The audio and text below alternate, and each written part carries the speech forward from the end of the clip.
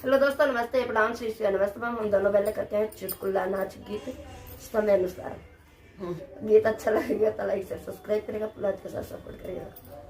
Hello दोस्तों, मैं कंचन अपने यूट्यूब चैनल पर आप सभी का स्वागत करती हूँ। हम दोनों बहन नाच गीत लेकर आई हैं, सास बहू के। गीत अच्छे लगे तो लाइक से सब्सक्राइब और कमेंट करके जरूर बताओ गीत कैसे लगे। बूढ़ा बहुत